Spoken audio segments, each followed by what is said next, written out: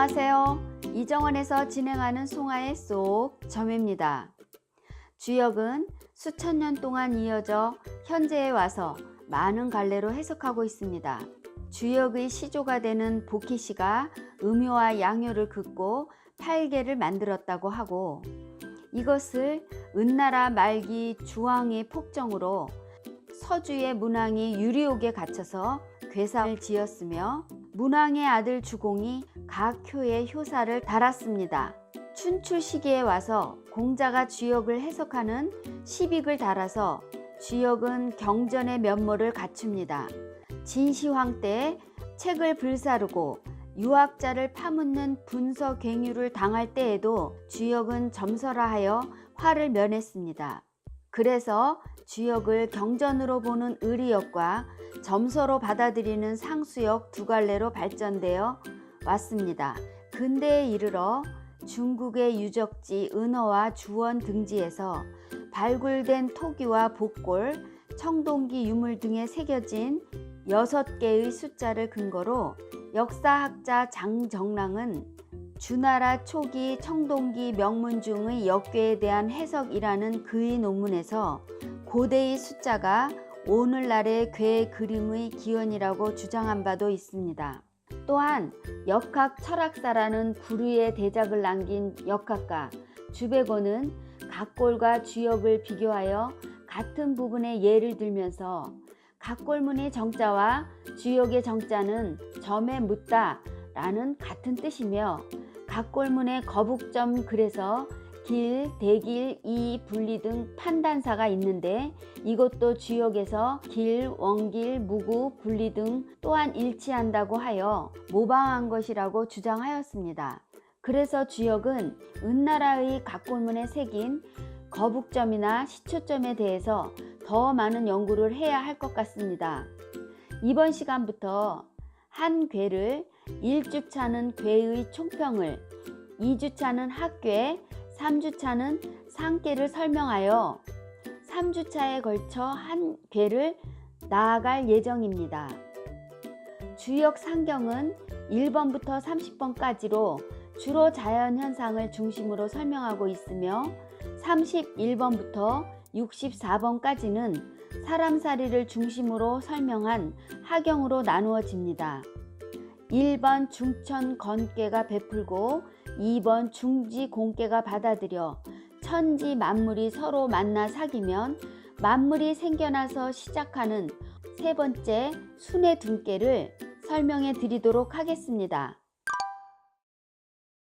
술의 둔이라고 말할 때 상괴는 육감수로서 숫자 6으로 복희씨가 8개의 순서에서 생성된 숫자입니다. 감은 구덩이 감자로 험난하다 라는 뜻입니다.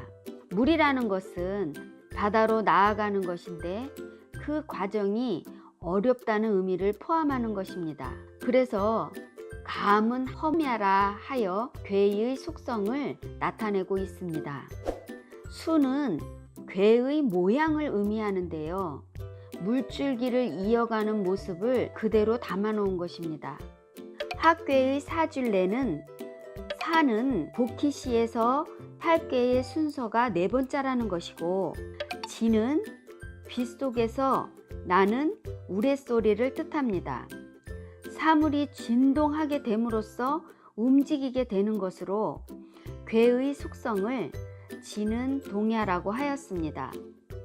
뇌는 각골문에서 소리로만 듣는 천둥소리를 표현하기 위해서 귀로는 들리지만 눈에는 보이지 않으니 땅 위를 휘돌아 나가는 모습으로 표현되어서 비우자 밑에 밭 전자를 그려 넣어 뇌자를 표현하였습니다.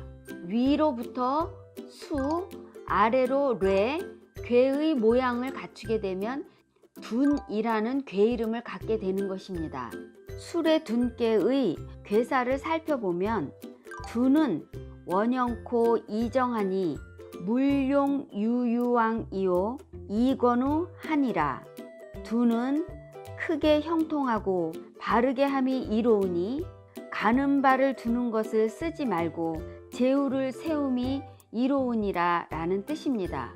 중천건과 중지곤의 용전우야로 임신하여 출산하는 어려운 가정이 이 궤의 전반적인 의미입니다. 물론 술의 둔꾀는 크고 널리 형통을 성취하는 덕을 지녔지만 태어나는 자리이고 초창기 시절로 어리고 연약한 시기이기 때문에 그것을 실현하려면 험하고 어려운 과정이 있다는 것입니다. 그래서 가는 발을 두는 것을 쓰지 말라고 하는 것은 조급하게 때가 아닌 것을 움직여서는 안 된다는 것입니다. 마치 산모와 태아가 함께 호흡하여 출생하는 것처럼 어렵게 험한 가운데를 움직여 나아가야 하는 것과 같습니다. 이건우 한 것은 나라를 세웠다면 나라를 이끌어갈 지도자를 세우는 것이고, 창업을 했다면 전문 경영인을 세워서 의지하여 아직은 초창기 미성숙하고 부족한 부분을 채워가야 한다는 것을 의미합니다. 주역점으로 술의 둔꾀를 받으면 반드시 나를 도와주는 사람이 있어야 하고 어렵고 험난한 시기를 거쳐야 되기 때문에 시작하는 일이 순조롭게 펼쳐가지 않을 것을 각오하고 그 일을 진행해야 합니다. 하지만 그 어려운 시기를 잘 거치고 나면 노력한 것만큼 큰 기쁨이 따르게 되는 것이 술의 둔꾀가 가진 특징입니다. 주역 궤를 공부할 때 첫 번째 볼 수 있는 것이 궤 모양이고, 그 다음에는 숫자가 나오는데 음효인지 양효인지를 가리키는 숫자입니다. 그리고 궤사로 궤의 모양을 설명합니다.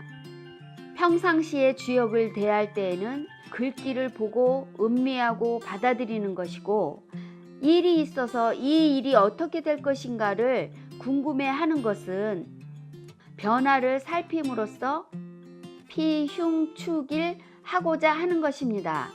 여러분, 송하의 쏙점은 여기까지입니다.